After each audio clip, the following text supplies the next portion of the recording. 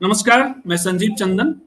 मेरे साथ हैं आनंद वर्धन सिंह, वरिष्ठ पत्रकार, द पब्लिक इंडिया। सर, आपका बहुत बहुत स्वागत है। Anand ji the public India के फाउंडर एडिटर भी हैं, हम आप सब जानते हैं। आज हम लोग बातचीत कर रहे हैं सुप्रीम कोर्ट की सोवेरेनिटी पर, या उसको ऐसे कहिए कि संविधान पर जो आरएसएस का इकोसिस्टम हमलावर होता है वह इन दिनों काफी तेज हो गया है। आर्टिकल 142 के तहत सुप्रीम कोर्ट को बहुत सारे राइट्स हैं, और वो जो राइट्स हैं वो लोकतंत्र में बैलेंस बनाते हैं, क्योंकि हमारा जो लोकतंत्र है वो बहुमत आधारित लोकतंत्र है।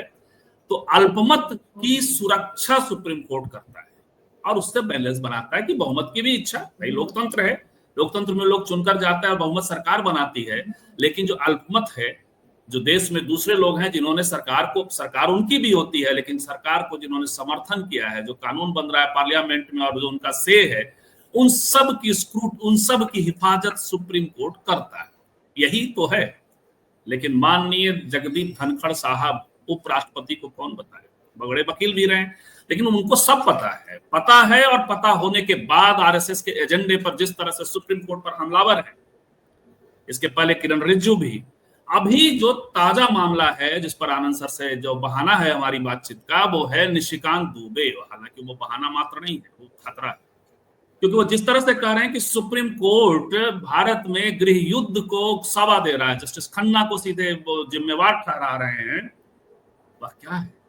अब वो कह रहे हैं कि भारत में जो गृह युद्ध हो रहे हैं, यानी गृह युद्ध यदि हो रहा है भारत में, तो जिम्मेवार कौन है? क्या अमित शाह नहीं जिम्मेवार है? क्या पीएम मोदी नहीं जिम्मेवार है? क्या वो बताएंगे कि भारत में गृह युद्ध हो रहा है?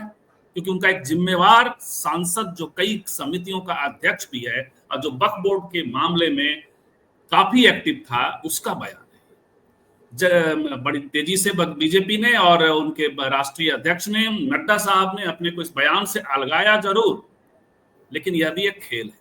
उसके तुरंत बाद निशिकांत दुबे ने फिर अगला बयान जारी किया और पूर्व चुनाव आयुक्त को में ले लिया और उन्हें मुसलमान पूर्व चुनाव आयुक्त की संज्ञा दी। दिनेश शर्मा का तो और भी बड़े विवादित बयान रहे हैं। कभी बाबा साहब की पत्नी को ब्रिटिश बताने वाले दिनेश शर्मा भी इसमें कूद पड़े। ये क्या है? ये आरएसएस का अपना इकोसिस्टम तो काम नहीं कर रहा है, जिसका मुख्य उद्देश्य एजेंडा है कि संविधान को बदल दो।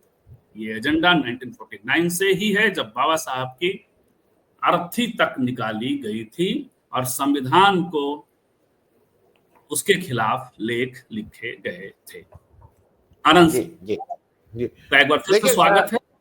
थोड़ा कुछ बयान आप भी देख लें तो थोड़ा रिन्यूअल हो जाएगा, फिर आपसे सीधे। ठीक है। ये हैं दुबे साहब। मैं नहीं चाहता था कि इनका बयान दिखाया जाए, कुछ साभार कई जगह से ये बयान है।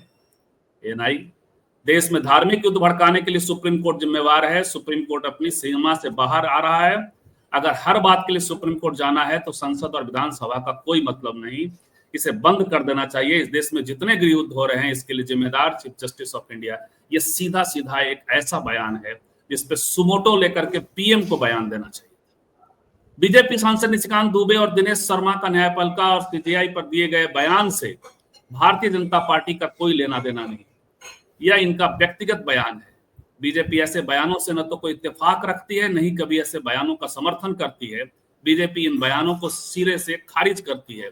एक पार्टी नहीं, हमारा मानना है कि सर्वोच्च न्यायालय सहित देश की सभी अदालतें हमारे लोकतंत्र का अभिन्न अंग है और संविधान के संरक्षण का मजबूत आधार स्तंभ भी है। ये बयान भी ये एक आईबाश बयान है, क्योंकि इसके बाद इसको कांग्रेस के लोगों ने खारिज भी किया है। यदि साकिब आप जयराम रमेश जी वाला बयान दिखा दें तो बेहतर होगा, और डी राजा का बयान, 2 बयान है उसके बाद हम लोग। ये है संवैधानिक पदाधिकारी, मंत्री और बीजेपी के सांसद भी सुप्रीम कोर्ट के खिलाफ बोलने में लगे हुए हैं। संवैधानिक पदाधिकारी मतलब उपराष्ट्रपति जगदीप धनखड़, क्योंकि सुप्रीम कोर्ट भी ये कह रहा है कि जब कानून बनाते हैं तो संविधान के मूलभूत ढांचे के खिलाफ मत जाइए। अगर संविधान के खिलाफ है तो हम इस कानून को स्वीकार नहीं कर सकते। कांग्रेस पार्टी कहती है कि सुप्रीम कोर्ट स्वतंत्र, निष्पक्ष और संविधान ने उनको जो अधिकार दिया है उसका पूरा सम्मान करना चाहिए। लेकिन ये बिल्कुल साफ है कि जानबूझकर अलग अलग आवाजें आ रही हैं। जो मैंने कहा, ये माहौल बनाने की कोशिश हो रही है।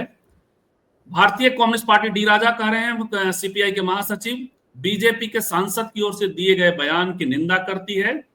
नड्डा जी ने बयान से किनारा कर लिया है, लेकिन उनके सांसद की ओर से दिए गए बयान के बारे में क्या करने वाले हैं? संविधान, लोकतंत्र और धर्मनिरपेक्षता के खिलाफ बोलना बीजेपी की आदत बन गई है, आदि आदि आदि इत्यादि, ये बोल रहे हैं डी राजा। तो ये है सर, पहले आपके, चलिए अखिलेश जी ने भी कुछ कहा है, जो कुछ भी कहा है, कहा गया है, यह बीजेपी की अपनी सोच है। सच्चाई यह है कि धार्मिक उन्माद और जातियों का झगड़ा बढ़ाने का काम कोई कर रहा है, तो यह है भारतीय जनता पार्टी। चलिए, तो ये अखिलेश यादव की भी टिप्पणी हमने दिखा दी। आनंद सर। मैं संजय जी, बहुत चीजें स्पष्ट हैं इसमें, मतलब बहुत गेस की, ये बिल्कुल मिली जुली है, ये ऑर्केस्ट्रेड है, ये प्रायोजित है और ये सोची समझी रणनीति है। ये जो ये कहा जा रहा है ना, वन ऑफ द ऑफ का, ये उनका बयान है, ये उनका बयान नहीं है, ये बीजेपी का बयान है। क्योंकि अगर ये बीजेपी का बयान नहीं होता और वो इससे होते, वो ये सब नहीं कह रहे मैं आहत हूं, यहाँ हूं भाई, ये उनका बयान है, मैं उससे नहीं बात करता हूं, वो है तुम्हारे एमपी, तो तुम नहीं उनके ऊपर कार्रवाई करो। कोई कार्रवाई की बात नहीं हुई है और उनको शाबाशी के तौर पे फिर से कहा गया है कि अच्छा ये भी बोला। वो सीएससी को सिर्फ इसलिए कि वो मुस्लिम है, वो सीएससी के ऊपर वो आक्रमण कर रहे हैं। मैं दो तीन चीजें अलग अलग हैं उसको जरा एक साथ समझाने की कोशिश कर रहा हूं। पहली चीज, सुप्रीम कोर्ट की बात कर लें। सुप्रीम कोर्ट, जब हम सब लोग बड़े हो रहे थे तो ये भी फैक्ट है कि हम लोग जो बहुत कोर्ट से जिसका ताल्लुक नहीं है, जो सुप्रीम कोर्ट की बारीकियों को नहीं समझता है, एक एवरेज भारत का नागरिक को ये लगता है कि भाई कोर्ट कचहरी का क्या काम है। कोर्ट कचहरी का काम है कि भाई कोई डिस्प्यूट हो, दो लोगों के बीच में कोई अलग अलग बातों में वो हो, तो उसको कोर्ट कचहरी में जाके सुलझा लीजिए।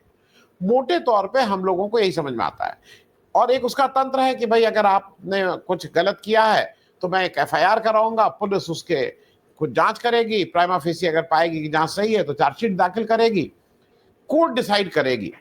ना पुलिस डिसाइड करने का हक है ना किसी इंडिविजुअल को। तो हम लोग जनरली ये समझते हैं कि डिस्प्यूट ही कोर्ट में जाता है। सुप्रीम कोर्ट का रोल इसके अलावा एक बड़ा रोल है, और सुप्रीम कोर्ट का रोल ये डिफाइंड रोल है। मैं अपने मन से कोई रोल नहीं कह रहा हूं, ये डिफाइंड रोल है कि सुप्रीम कोर्ट क्या करेगा।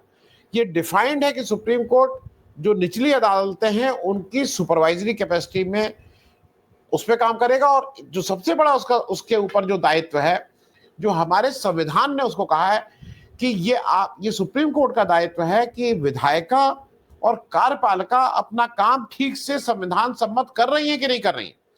ये कोई अपने आप नहीं है, ये उसका काम है। और अगर सुप्रीम कोर्ट, सर्वोच्च न्यायालय वो काम नहीं देखता है तो वो अपना संविधान ने जो उसको काम दे रखा है वो काम नहीं कर रहा है।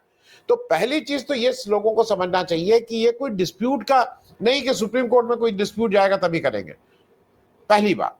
दूसरी बात, ये जो निशिकांत दुबे अपना प्रलाप कर रहे हैं, एक चीज जरा ये भी समझने वाली है कि सुप्रीम कोर्ट को मेरे हिसाब से तो सुमोटो इस पे कॉग्निजेंस लेना चाहिए था। सुप्रीम कोर्ट को स्वतः संज्ञान लेके इस पे बात करनी चाहिए थी। चलिए, वो नहीं किया। 100 से ऊपर पिटीशन आई है, 100 से ऊपर। सुप्रीम कोर्ट में जैसे बताया गया कि 110 के आसपास पिटीशन आई है। अब अगर 110 पिटीशन पे आप इसलिए कार्रवाई नहीं करिए कि वो निशिकांत दुबे जी को बुरा लगेगा या आरएसएस प्रमुख को बुरा लगेगा, तो ये भी तो एक अजीब सी बात है। वो बिल्कुल, मैं सूचना दे दूं कि सुप्रीम कोर्ट ने आज उस पर ये कहा है कि एजी की, चूंकि वो ऐसा होता है कंटेम्प्ट के मामले में एजी की राय ली जाती है, तो आप एजी की राय लेकर के आइए। अब इस मामले में अब सरकार पर नजर है कि अब सरकार क्या लाइन ले रही है। जो नड्डा साहब कह रहे हैं, एजी का मतलब सरकार। जी आनंद सर। जी जी नहीं, मैं एक तो मैं इसलिए कर दूं कि बहुत से लोगों को यह है कि सुप्रीम कोर्ट अपने आप ये, सुप्रीम कोर्ट का ये काम है, दायित्व है, दे आर रिस्पॉन्सिबल कि संविधान ठीक से चल रहा है कि नहीं चल रहा, पहली चीज। दूसरी चीज, एक चीज, ये जो बदमाशी वाला काम कर रहे हैं निशिकांत दुबे, ये देखिए, ये आदत इनकी आज से नहीं है, इनकी पैदाइशी, ये इनका गुण कह लीजिए, अवगुण कह लीजिए, दोष कह लीजिए, आरएसएस की घुट्टी में यह है बदमाशी का काम। जैसा आपने शुरुआत में हम ही लोगों ने बात की कि इस संविधान को डिस्क्रेडिट करना है कि संविधान किसी काम का लायक नहीं है। जो संविधान आरएसएस की जो मनुस्मृति के द्वारा ड्रिवन संविधान है वही उनके हिसाब से आना चाहिए। लेकिन जो ये निशिकांत दुबे कह रहे हैं कि वो संसद और विधानसभा का क्या मतलब है, ये वो कहीं बदमाशी वाला काम कर रहा है। यहां पे कहीं ये नहीं कहा है सुप्रीम कोर्ट ने, जो एक इंप्रेशन देने की हो रही है कि वो रवि के उसमें, उन्होंने ये नहीं कहा है। वो तो संसद और विधानसभा को ज्यादा ताकत देने की बात कर रहे हैं। वो तो सुप्रीम कोर्ट ये कह रहा है रवि वाले मामले में, जो गवर्नर साहब हैं तमिलनाडु के, कि तुम बैठे नहीं रह सकते हो विधायिका के किसी उस पे, और ये ताकत दे रहा मेरे हिसाब से। तो जो उसका किसी से पूछ लीजिए, उनका कहना, वो ये थोड़ी कह रहे हैं कि कोर्ट में आना है, वो ये कह रहे हैं कि जो विधायिका बड़ी बात कह रहे हैं। बिल्कुल सर, बिल्कुल। तो ये तो सुप्रीम कोर्ट को जो काम दिया गया, उसने कहा है कि विधायिका क्या आप ऐसे थोड़ी बैठे रह सकते हो कि उसके ऊपर। तो मेरे हिसाब से ये बदमाशी और बदनीयती और बेवकूफी, मैं तीनों कर रहा हूं। या तो इतना बेवकूफ है, उसको अकल ही नहीं है कि वो क्या कह रहा है, या जो उसको रटाया गया है वो बोल रहा है। जैसे एक्टर नहीं होता, डायरेक्टर कहीं पीछे बैठे हैं, तो निर्देशक तो इसके पीछे हैं। और वो निर्देशक, काफी संभावना यह है कि वो जो ईडी सीबीआई इन सबके निर्देशक होते हैं, वो ही निर्देशन इसका भी कर रहे हैं। दूसरा, मैं एक चीज और बता दूं कि ये जो धनखड़ साहब बदमाशी वाली बात कर रहे हैं, और लोगों के, मैं तीन चार चीजों को एक साथ मिला इसलिए रहा हूं कि वो टोटलिटी में है। धनखड़ साहब बार बार ये कह रहे हैं कि इन्होंने बदमाशी वाली बात कही है, ही शुड बी टेकन, मतलब निशिकांत दुबे से ज्यादा तो उनका, कि जो सुप्रीम कोर्ट है वो मिसाइल लेके डेमोक्रेसी को डिमोलिश करने के लिए वो कर रहा है। ये कैसी तुम बातें कर रहे हो भाई? फिर से मैं दर्शकों को समझा लूं, आप अपने आप रिसर्च कर लीजिए। इस देश का जो संविधान है, देश उससे चलता है। संविधान में प्रेसिडेंट साहब हो चाहे गवर्नर साहब हो, उनको aid and advice of cabinet के हिसाब से चलना है। उनका अपना कोई वो नहीं है। उनको जैसे कंप्यूटर में आप जो डालिएगा तो वही वापस आएगा। वो उनको केवल aid and advice of the cabinet के हिसाब से चलना है। एक ही समय उनका डिस्कशन होता है, जब सरकार फॉर्म होने वाली होती है, तब उनको अगर ये लगता है कि ये सरकार क्या है, तब वो अपना डिस्कशन यूज करके कुछ कर। लेकिन अदरवाइज सरकार अगर आ गई है, अगर एग्जीक्यूटिव इन प्लेस है, तो उनके पास कोई ये ताकत नहीं है, उनके पास कोई डिस्कशन नहीं है। उनको aid and advice of the cabinet से चलना है, अपने मन से वो नहीं चल सकते। वहां का गवर्नर की जरा हालत देख लीजिए, बंगाल के गवर्नर की, वो लाउड स्पीकर लेके घूम रहा है। मतलब ये क्या है भाई तमाशा? He is not suppose to do that. उनको अगर कहीं पे ये लगता है क्या नहीं, तो आप अपनी रिपोर्ट भेज दीजिए। आप घूम घूम के प्रचार के, आप तो लग रहा है कि बस बीजेपी के झंडे नहीं लगे हैं उनकी गाड़ी में, वो चारों तरफ झंडे बैनर और लग जाए ऊपर, अब की बार आप कमल निशान पर वोट लगाई दीजिएगा भाइयों और बहनों, बड़ी से बड़ी तादाद में आके। ये जो इस तरह का हम लोग सुनते हैं, वो less than that he is doing everything. तो मेरा सिर्फ ये कहना है कि ये प्रायोजित है, ये देशद्रोही का काम कर रहे हैं। अगर इस देश के, देखिए हम और आप, मैं बहुत स्पष्ट बता दूं, हम लोगों को सुप्रीम कोर्ट के बहुत से निर्णयों से हमें भी अपेक्षा रहती है कि भाई ऐसे करेंगे, हमारी भी दिक्कत। लेकिन ये कह देना कि इस देश के गृह युद्ध के लिए वो जिम्मेदार हैं, ये, और वो भी एक निर्वाचित प्रतिनिधि कह रहा है, जो रूलिंग उसका सरकार का पार्टी का है।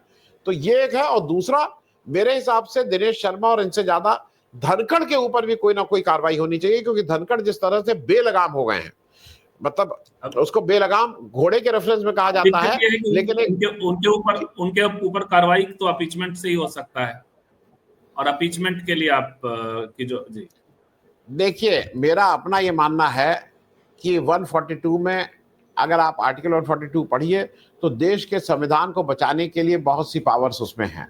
मैं वकील नहीं हूं, लेकिन अगर सुप्रीम कोर्ट को लगता है कि इस देश में एक व्यक्ति के रहने से ये देश टूट रहा है, वो देश के अगेंस्ट बात कर रहा है, तो मुझे मालूम नहीं है, लेकिन उसके रास्ते जरूर होंगे। मैं बिना जाने बोल रहा हूं, ऐसा बड़ी बात कर रहे हैं। आपका कहने का अर्थ हुआ कि सुप्रीम कोर्ट को इस मामले में धनखड़ के बयान को भी संज्ञान में लेकर के इस पर भी कोई बात करनी चाहिए। जो इसको समझता है वो समझ जाए, वो बेलगाम नहीं हुआ है, ही इज अनलीश्ड। अनलीश कौन होता है ये आप लोग समझ लीजिएगा, वो बेलगाम कौन होता है ये भी समझ लीजिएगा। He has been unleashed. बिल्कुल।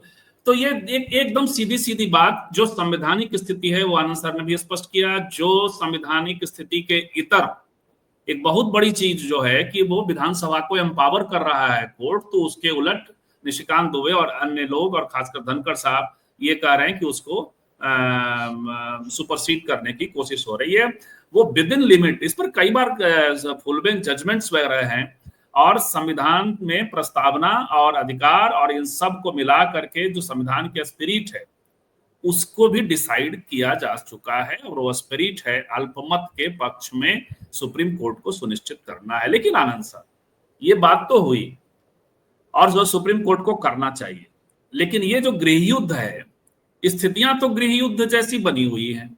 मैं नहीं कह रहा हूं, आप सांसद साहब कह रहे हैं, तो इसका जिम्मेवार कौन है? एक बात। और दूसरी बात, यदि स्थितियां गृह युद्ध सी बनी हुई हैं तो आप किन्हें देख रहे हैं? मैं तो आरएसएस की भूमिकाओं को देख रहा हूं, आरएसएस के समर्थकों की भूमिकाएं देख रहा हूं। आनंद सर, देखिए, दो तीन ये गृह युद्ध बोलिए या अनरेस्ट बोलिए, या उनके साथ जाति हो रही है, उनके साथ स्टेट की जाति हो रही है। अब उसको आप जैसे भी ले लीजिए, क्योंकि मैं थोड़े अपने शब्दों को इस जगह थोड़ा रिस्ट्रेन कर रहा हूं, क्योंकि किसी एक स्टेट के लिए बोलने में मैं अच्छा नहीं। मणिपुर में क्या हो रहा है, मणिपुर में क्या स्थिति है ना, कश्मीर में क्या हो रहा है। कश्मीर में लोग झूठ बोलते हैं। देखिए, कश्मीर का भी जरा इनके झूठ को भी सच करना, बताना जरूरी है। कश्मीर में क्या बोलते हैं? कश्मीर में बोलते हैं 370 लगाया था, सब क्या क्या क्या क्या क्या हो गया था। अच्छा, इस देश को फिर से याद रखना चाहिए कि कश्मीर के मामले में पार्लियामेंट में भी झूठ बोला और सुप्रीम कोर्ट में भी आके झूठ बोला है इस देश की इस बीजेपी सरकार ने और देश के सर्वोच्च पद पे बैठे हुए लोगों ने। सुप्रीम कोर्ट में क्या बोला, अगर याद करिए, 2023 में जब सुप्रीम कोर्ट ने कहा कि भाई, आप देश का संविधान में ये नहीं है कि आप किसी स्टेटहुड को उसको नीचे कर सकते हैं, आप उसके राज्य के, तो इन्होंने कहा नहीं नहीं नहीं नहीं, हम तो उनको फिर स्टेटहुड वापस देने वाले हैं, हम जल्दी ही देने वाले हैं। वो जल्दी कब होगा ये आज तक नहीं पता है। प्रधानमंत्री भी जाके कई कई उससे बोलते हैं कि हम स्टेटहुड देंगे, स्टेटहुड देंगे, कब देंगे नहीं पता है। आज स्टेटहुड गए उनको 7 साल, मतलब 2019 में गया, 6 साल हो चुके हैं, हो जाएंगे। सुप्रीम कोर्ट को इस फॉल्स बातें पे रोक दिया, जजमेंट पास। जी सर। हाँ, एक दूसरा नहीं, इसीलिए रोका। और दूसरा, उन्होंने कहा कि जो वहां पे इलेक्शन हुए, वो अभी कह रहे हैं ना इलेक्शन का, इन्होंने नहीं इलेक्शन कराए, सुप्रीम कोर्ट ने कहा कि इलेक्शन करा के आओ, तब इन्होंने इलेक्शन कराया।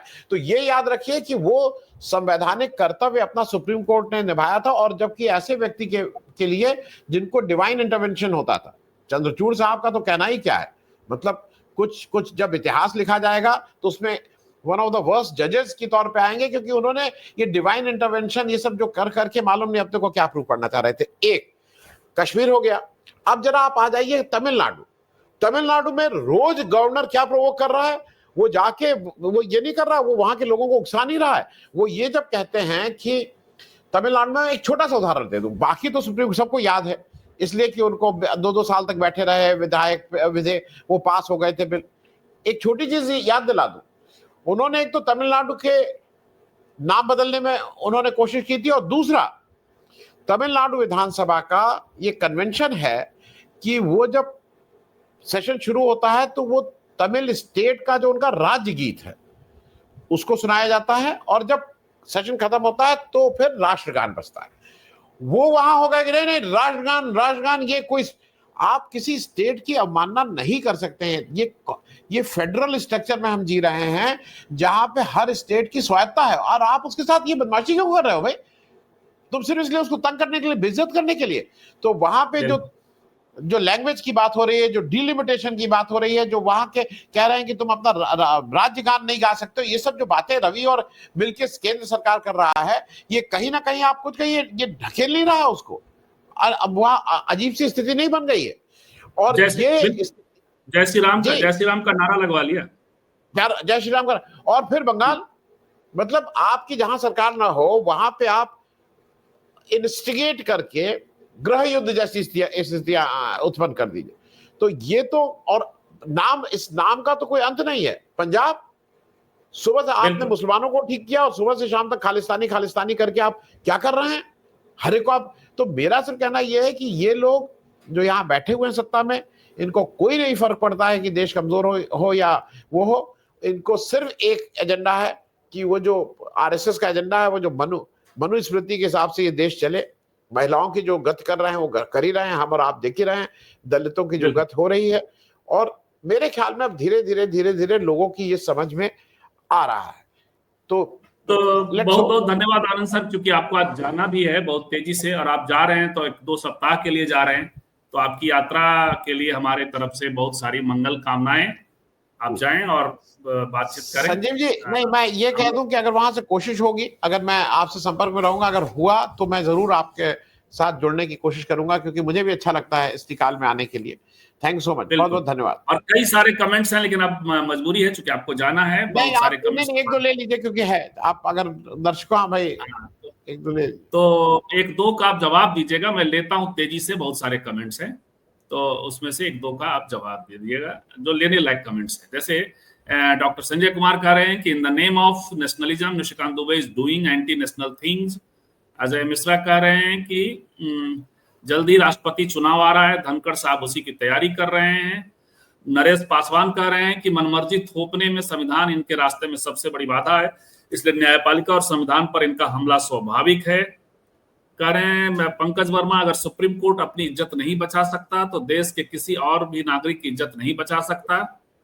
संजय कुमार कह रहे हैं कि अभी तो सुप्रीम कोर्ट ने थोड़ी अंगड़ाई ली है और सभी हिंदू राष्ट्रवादियों के पेट में ऐंठन होने लगी है, आदि इत्यादि कई सारे कमेंट्स हैं जो सवाल नुमा तो नहीं है, लेकिन बात को आगे बढ़ाते हैं। साहब, यह तो गनीमत है और यही ताकत है कि भारतीय लोकतंत्र और भारतीय संविधान की आप सब जैसे लोगों के प्रयासों के फलस्वरूप अराजक अलोकतांत्रिक सत्ता तमाम बेईमानियों के बावजूद 240 पर ही रह गए। ये गणेश मीना कह रहे हैं, राजस्थान से हैं। और टीएन में तमिलनाडु में हिंदी थोप सकते हैं लेकिन सिखा नहीं सकते, तमिल लोगों की मर्जी पे निर्धारित है। ये एक बहुत लगता है आपस में बात कर रहे हैं। मोदी, अडानी, शाह, अंबानी जब पूरे देश को अपने कंधे पर, तो हमें समझना चाहिए कि कंधे पर लेकर कहां जाते हैं। ये सब टिप्पणियां हैं सर, किसी पर कुछ आपको कुछ कहना हो? मैं बस एक चीज बता दूं संजय जी, बारे में बोला है, एक से ये ले लेते हैं। एलआर भारती ने कि निशिकांत दुबे से बोला है, वह मोदी जी के ही शब्द हैं, सुप्रीम कोर्ट संज्ञान लेकर करे कार्रवाई। और सारी टिप्पणियां, लेकिन आज चूंकि समय कम है। जी आनंद, कुछ कहना चाहें आप? मैं बस एक चीज बता दूं संजीव जी, मुझे ऐसा लगता है कि इस देश का जो लोकतंत्र है, इस देश का जो ताकत है, वो आम आदमी के पास है। वो हार्वर्ड रिटर्न और बड़ी यूनिवर्सिटीज और आईआईटी और आईएम वालों के पास नहीं है। वो ताकत इस देश के उस व्यक्ति के पास है जो गांव में रहता है, पसीना बहाता है, अगले जून की रोटी मिलेगी कि नहीं मिलेगी उसके पास है। और इसका मैं 3-4 बता दूं कि कब कब वो डेमोन्स्ट्रेशन हुआ है। 77 में जब इमरजेंसी हटी तो इस देश के आम नागरिक ने ये डेमोन्स्ट्रेट किया अपने मत के द्वारा कि हमें वो चीज पसंद नहीं थी। और जब 77 से 80 तक हम सब लोगों को लगा कि जेपी के सपने को जब उन्हीं के लोगों ने तोड़ा, जेपी के उस सपने को जब 77 से 80 तक जिस बुरी तरह से केवल और केवल पावर स्ट्रगल में इन लोगों ने पूरी जनता पार्टी का तहस नहस कर दिया, तो इसी देश की जनता ने इंदिरा गांधी को माफ करके फिर गद्दी पे बिठाने का काम किया था। तो जब जब जिसको हम विजडम की बात करते हैं ना, ज्ञान, तो ज्ञानी है, वो ज्ञानी है। और मैं फिर बता दूं, वो एक लास्ट में उदाहरण इसलिए दे दूं, 2 उदाहरण। 2002 जो मेरे हिसाब से भाजपा और आरएसएस के लिए मतलब जो उनका सबसे बड़ा पदक है, जो आज तक की सबसे बढ़िया कार्रवाई, जैसे माउंट एवरेस्ट पे तेन सिंह चढ़ गए थे, उससे बड़ा देश के लिए नहीं है, वो है गोधरा। गोधरा का जो दंगा है वो बीजेपी और आरएसएस के लिए इससे बड़ा उनके पास कोई, जिसको कहते हैं ना, ट्रॉफी नहीं है। उस ट्रॉफी के बाद 2004 में इस देश की जनता ने कुर्सी से निकाल फेंका था उनको, और ये जो शाइनिंग इंडिया था उसमें जमीन पे ले आए थे। तो मुझे इस देश की जनता पे विश्वास है। आखिरी बात, ये 400 पार का नारा जब था, इस देश की जनता उनको 240 पे ले आई है कि नहीं, नकेल तो तुम्हारे ऊपर हम लगा के रहेंगे। तो मुझे ऐसा लगता है कि इन द लॉन्ग रन इस देश की जनता में आप जितनी बेईमानी कर लीजिए, वोट इधर कर लीजिए, ईवीएम कर लीजिए, वो सब ईडी ले आइए, सीबीआई ले आइए, लेकिन इस देश की जनता का विजडम, उसका जो विवेक है, उस पर मुझे पूरा विश्वास है। और इसलिए ठीक है, ये सब समस्याएं हैं, लेकिन साथ में मुझे ऐसा लगता है कि लॉन्ग रन में लोग अपना विवेक, और मुझे उम्मीद उस यूनिवर्सिटी के गए और आईआईटी, आईएम और डॉक्टर और एमबीबीएस और आईआईटी और इंजीनियर से नहीं है, मुझे उम्मीद उस किसान से है, उस मजदूर से है, जो आज भी गांव में रह के अगली सुबह उसकी रोटी का इंतजाम होगा कि नहीं होगा, उसकी जद्दोजहद में है। बहुत बहुत धन्यवाद संजीव जी बुलाने के लिए। नहीं, दो टिप्पणियां सीधे आपसे संबोधित हैं। एक गणेश मीना कह रहे हैं कि जय श्री राम, आपकी जो राम टू जय श्री राम आपकी लिखी किताब चाहिए, आपके ऑटोग्राफ के साथ होने चाहिए, ये शर्त है। शर्त नहीं है, मतलब आपके प्रति सम्मान है। और ड्राइंग मेमोयर कह रहे हैं कि आपका जो वीडियो है सदगुरु वाला, उसको इंस्टा के प्रोफाइल पोस्ट पर लगा रखा है। सदगुरु प्रेमियों की आत्माएं तड़पती हैं। आगे उनका अपना स्टाइल है, क्या हटा लेना चाहिए। तो चलिए, बहुत बहुत धन्यवाद आनंद साहब, जो आउटसाइड पैनलिस्ट थे, आप सबका भी बहुत बहुत धन्यवाद। आपकी यात्रा मंगलमय हो। फिर मिलते हैं, कोशिश करेंगे कि हम लोग मंडे को भी फिर से आनंद जी को जोड़ें। 4 बजे आज एक और कार्यक्रम हम लोग शुरू कर रहे हैं, खबरों पर सीधे आपसे संवाद। तो जरूर जुड़िएगा हमारे साथ, जो आउटसाइड पैनलिस्ट हैं या दूसरे और जो लोग इस वीडियो को देखेंगे। नमस्कार।